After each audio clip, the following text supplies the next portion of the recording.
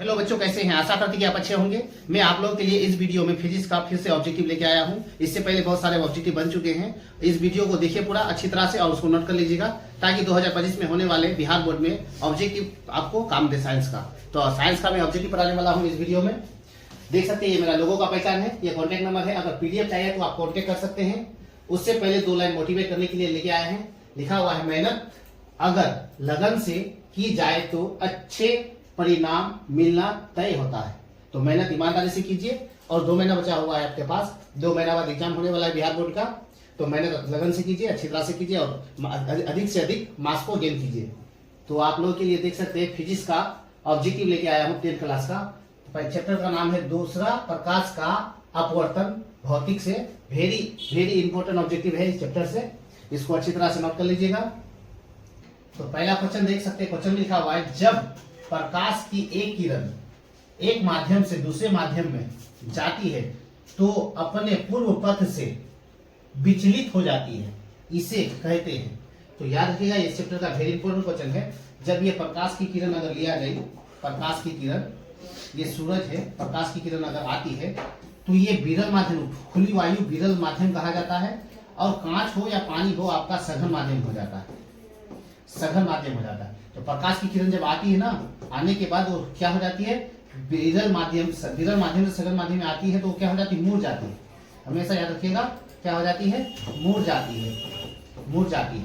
तो आंसर क्या हो जाएगा, प्रकाश का क्या हो रहा है, यहाँ प्रकाश का अपवर्तन हो रहा है। तो किसके कारण हो रहा है, प्रकाश का अपवर्तन के कारण, अपवर्तन के कारण ऐसा होता है। याद रखिएगा, प्रकाश का अपवर्तन के कारण होता है जब प्रकाश की किरण विरल माध्यम से सघन माध्यम में प्रवेश करती है तो मुड़ जाती है। और किसके कारण होती है, ये अपवर्तन के कारण होती है। तो आंसर हो जाएगा प्रकाश का अपवर्तन। इसको नोट कर लीजिए अच्छी तरह से, वेरी इंपॉर्टेंट पार्ट था। फिर नेक्स्ट क्वेश्चन हम लोग पढ़ेंगे। क्वेश्चन नंबर 2 में लिखा हुआ है, क्वेश्चन नंबर 2 में लिखा हुआ है, प्रकाश की एक किरण जब विरल माध्यम से सघन माध्यम में आती है तब वो होती है। विरल से सघन में आएगा। अभी जब बताएं, जब प्रकाश की किरण, ये खुली वायु हमेशा विरल माध्यम होगा। विरल का मतलब कम पतलापन होगा। विरल माध्यम में पानी हो या कांच में जब प्रवेश करती है तो वो क्या हो जाती है, मुड़ जाती है। क्या हो जाती है, मुड़ जाती है। मुड़ अगर जाती है तो अब हम कह सकते हैं कि कौन सा, किसके कारण होता है, अपवर्तन के कारण होता है, अपवर्तन के कारण होता है। तो आंसर आप देख सकते हैं, अभिलंब से दूर मुड़ जाती है या सीधे निकल जाती है, अभिलंब की दिशा में मुड़ जाती है या अभिलंब की ओर मुड़ जाती है। तो आंसर ये क्या हो जाएगा, डी हो जाएगा, अभिलंब की ओर मुड़ जाती है। देख सकते हैं कि अभिलंब की ओर क्या हो जाती है, मुड़ जाती है। नेक्स्ट क्वेश्चन फिर पढ़ेंगे। क्वेश्चन नंबर 3 में लिखा हुआ है, क्वेश्चन नंबर 3 में पढ़ेंगे, जब प्रकाश की एक किरण 2 माध्यमों को अलग करने वाली सतह पर लंबवत पड़ती है तब वो क्या कहा जाता है। तो हम अभी जस्ट बताएं, जब विरल माध्यम प्रकाश की किरण आती है और आने के बाद वो सघन माध्यम में कांच में क्या करती है, प्रवेश करती है। कांच में अगर प्रवेश करती है तो क्या हो जाती है, मुड़ जाती है।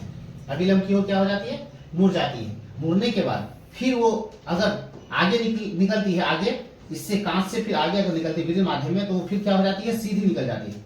फिर क्या हो जाती है, सीधी निकल जाती है। आने के बाद वो थोड़ा मुड़ जाती है, मुड़ने के बाद वो फिर क्या हो जाती है, सीधे निकल जाती है। तो सीधे निकल जाती है। इसका आंसर वैसे ही देखेंगे, अब अभिलंब से दूर मुड़ जाएगी या बिना मुड़े सीधे निकल जाएगी। तो आंसर यहाँ लिखा हुआ है, देख सकते हैं, बिना मुड़े सीधे निकल जाती है। यहाँ से जब प्रकाश की किरण आती है सघन माध्यम में, विरल से सघन में आती है तो वो थोड़ा मुड़ जाती है अभिलंब की ओर। मुड़ने के बाद फिर वो बाहर जब निकलती है तो क्या हो जाती है, सीधी निकल जाती है। तो ये इसका राइट आंसर हो जाएगा। नेक्स्ट क्वेश्चन फिर पढ़ेंगे। क्वेश्चन नंबर 4 में लिखा हुआ है, क्वेश्चन नंबर 4 में है, पानी से भरी बाल्टी की गहराई कम मालूम पड़ने का कारण क्या है। अब आंसर हम लोग लिखेंगे, प्रकाश का अपवर्तन के कारण ऐसा होता है। नेक्स्ट क्वेश्चन फिर पढ़ेंगे। क्वेश्चन नंबर 5 में लिखा हुआ है, क्वेश्चन नंबर 5 में है, जब प्रकाश एक माध्यम से दूसरे माध्यम में जाता है तब अपवर्तन होता है। अपवर्तन होता है तो कैसे, किस कंडीशन में अपवर्तन होता है, अब हम लोग उसको देखेंगे।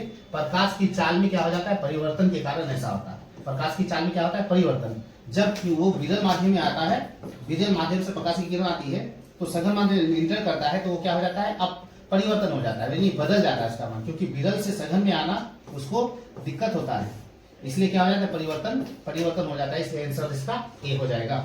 नेक्स्ट क्वेश्चन पढ़ेंगे फिर। क्वेश्चन नंबर 6 में लिखा हुआ है, सघन माध्यम से विरल माध्यम में प्रवेश करने पर आपतन कोण तथा अपवर्तन कोण में क्या अंतर होता है? तो आपतन कोण और अपवर्तन कोण हम क्या हो जाता है, उससे बड़ा हो जाता है, इसलिए आंसर इसका सी हो जाएगा। अपवर्तन कोण क्या हो जाता है, बड़ा हो जाता है, अपवर्तन कोण बड़ा हो जाता है। नेक्स्ट क्वेश्चन फिर पढ़ेंगे, प्रकाश की किरण हवा से कांच में प्रिज्म की अपवर्तक सतह से होकर प्रवेश करती हुई दूसरी अपवर्तक सतह से होकर बाहर निकल जाती है, तब वो मुड़ जाती है। तो किस ओर मुड़ जाती है? माना कि ये एक प्रिज्म है, अब ये प्रकाश की किरण जब जाती है तो जाने के बाद वो क्या हो जाती है, प्रिज्म की आधार की ओर क्या हो जाती है, मुड़ जाती है। तो इसका आंसर क्या हो जाएगा, प्रिज्म के आधार की ओर मुड़ जाती है। नेक्स्ट क्वेश्चन फिर पढ़ेंगे। क्वेश्चन नंबर 8 में लिखा हुआ है, क्वेश्चन नंबर 8 है, किसी बिंदु वस्तु से निकलकर किरणें किसी लेंस से अपवर्तित होकर जिस बिंदु पर मिलती है उसे कहते हैं, तो उसे क्या कहा जाएगा, प्रतिबिंब कहा जाएगा, प्रतिबिंब बिंदु कहा जाएगा। क्वेश्चन फिर पढ़ेंगे। क्वेश्चन नंबर 9 में लिखा हुआ है, निम्नलिखित में किसका उपयोग लेंस बनाने के लिए नहीं किया जा सकता है? तो इसमें से किसका प्रयोग लेंस नहीं बनाया जा सकता है, नहीं पूछा है, तो आंसर हो जाएगा मिट्टी। मिट्टी से लेंस नहीं बनाया जा सकता है। नेक्स्ट क्वेश्चन फिर पढ़ेंगे। क्वेश्चन नंबर 10 में लिखा हुआ है, क्वेश्चन नंबर 10 में लिखा हुआ है, निम्नलिखित में से कौन किसी वस्तु का वास्तविक प्रतिबिंब बना सकता है? वेरी इंपॉर्टेंट क्वेश्चन है, इसको अच्छे से याद कर लीजिएगा। वास्तविक प्रतिबिंब हमेशा उत्तल लेंस में बनता है, उत्तल लेंस में हमेशा वास्तविक प्रतिबिंब बनता है। नेक्स्ट क्वेश्चन फिर पढ़ेंगे। क्वेश्चन नंबर 11 में लिखा हुआ है, प्रकाश एक माध्यम से दूसरे जिसका अपवर्तनांक n1 है और दूसरे माध्यम में जिसका अपवर्तनांक n2 है हो जाता है यदि आपतन का कोण I तथा अपवर्तन का कोण R हो तो साइन I बटे साइन R बराबर होता है, तो क्या हो जाएगा, हम लोग देख सकते हैं आंसर n2 बटे n हो जाएगा, ये इसका आंसर हो जाएगा। नेक्स्ट क्वेश्चन फिर पढ़ेंगे। क्वेश्चन नंबर 12 में लिखा हुआ है, क्वेश्चन नंबर 12 में लिखा हुआ है, उत्तल लेंस होता है, तो उत्तल लेंस हमेशा क्या होता है, तो किनारे की अपेक्षा बीच में मोटा होता है, किनारे की अपेक्षा बीच में मोटा होता है। इस पॉइंट को भी याद कर लीजिएगा। नेक्स्ट क्वेश्चन फिर पढ़ेंगे। क्वेश्चन नंबर 13 में लिखा हुआ है, किसी उत्तल लेंस के सापेक्ष कोई वस्तु या प्रतिबिंब किस स्थिति पर रखी जाए कि उसका वास्तविक उल्टा तथा बराबर यानी समान आकार का प्रतिबिंब प्राप्त किया जा सकता है? तो उसका आंसर हम लोग देखेंगे 4 ऑप्शन में से, लेंस तथा उसके फोकस के बीच बनेगा, या फोकस पर बनेगा, या फोकस दूरी से दोगुनी दूरी पर बनेगा, या अनंत पर बनेगा। तो आंसर हो जाएगा फोकस पर बनेगा। इसका आंसर क्या हो जाएगा, फोकस से दूरी दोगुनी दूरी पर बनता है, तो इसका आंसर सी हो जाएगा। नेक्स्ट क्वेश्चन फिर पढ़ेंगे।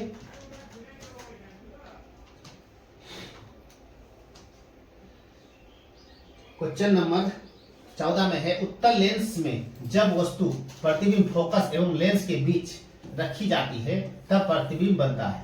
तो अभी देख सकते हैं इसमें प्रतिबिंब कैसा बनेगा, काल्पनिक और सीधा बनेगा, या काल्पनिक और उल्टा बनेगा, वास्तविक उल्टा बनेगा, या वास्तविक सीधा बनेगा। तो इसका आंसर हो जाएगा काल्पनिक और सीधा बनेगा, सीधी, काल्पनिक और सीधी बनती है। नेक्स्ट क्वेश्चन फिर पढ़ेंगे। क्वेश्चन नंबर 15 में लिखा हुआ है, एक अवतल लेंस की फोकस दूरी 20 है, इसका क्षमता क्या होगा? तो P बराबर 1/f हो जाता है।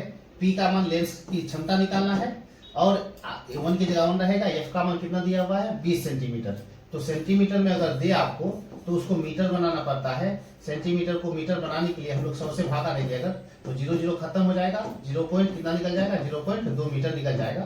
तो हम लोग क्या करेंगे, 0.2 मीटर देंगे, पॉइंट को उड़ा देंगे अगर, तो ऊपर आ जाएगा 0। अब 2 का पारा में 2 5 6 10 कटेगा, यानी 5 बचेगा माइनस में 1, तो 5 डायप्टर हम लोग बोल सकते हैं कि बराबर 5 डायप्टर होगा आंसर। तो 5 डायप्टर किसमें होगा हम लोग का, माइनस में होगा, क्योंकि अवतल लेंस हमेशा ऋणात्मक होता है, अवतल लेंस माइनस होता है, इसलिए माइनस में देंगे। इसका आंसर क्या हो जाएगा, डी राइट आंसर हो जाएगा। ये फॉर्मूला याद कर रखिएगा। नेक्स्ट क्वेश्चन फिर पढ़ेंगे। क्वेश्चन नंबर 16 में लिखा हुआ है, एक उत्तल लेंस की फोकस दूरी 25 सेंटीमीटर है, तो लेंस की शक्ति ज्ञात कीजिए। फिर वही बोला है तो हम लोग लिखेंगे P बराबर 1/f और 25 सेंटीमीटर को हम लोग मीटर में बदलेंगे तो कितना हो जाएगा 0.25 हो जाएगा, 0.25 मीटर हो जाएगा। अब हम लोग P की जगह P लिखेंगे और एक की जगह एक का मान, फोकस का मान कितना निकला हम लोग का 0.25, पॉइंट को उड़ा देने पर 0 आ जाएगा। अब दो संख्या है 2 0, 25 चौके 100 हो जाएगा। तो हम लोग का पता क्या चला, P बराबर 4। लेंथ से अगर उत्तल तो हो जाएगा प्लस में, डायफ्टर हो जाएगा, 4 डायफ्टर हो जाएगा। देख सकते हैं 4 डायफ्टर, इसका आंसर राइट हो जाएगा। नेक्स्ट क्वेश्चन फिर पढ़ेंगे, क्वेश्चन नंबर 17 में है। क्वेश्चन नंबर 17 पढ़ेंगे। एक गोलीय दर्पण तथा एक पतले लेंस दोनों की ही फोकस दूरियां 15 सेंटीमीटर है। तो दोनों ही संभव है, दोनों अगर बराबर रहे तो क्या कहा जाएगा, उसको अवतल दर्पण कहा जाएगा, अवतल दर्पण कहा जाएगा। एक गोलीय दर्पण तथा एक पतले लेंस दोनों ही फोकस दूरी क्या है 15 है, माइनस में है तो दोनों की संभव होगा। माइनस में है तो सोच लीजिए कि अवतल दर्पण हमेशा क्या होता है, नेगेटिव होता है। अवतल दर्पण हमेशा क्या होता है, पॉजिटिव होता है, ये ध्यान में रखिएगा। तो नेगेटिव है हम लोग का, इसलिए अवतल दर्पण आंसर हो जाएगा। नेक्स्ट क्वेश्चन फिर पढ़ेंगे, क्वेश्चन नंबर, और ये इस चैप्टर का लास्ट क्वेश्चन है, इसको अच्छी तरह से नोट कर लीजिएगा। उम्मीद करते हैं कि अच्छी तरह से पढ़ाई कर रहे होंगे, अपने फ्रेंड को भी शेयर कर दीजिएगा। Thank you.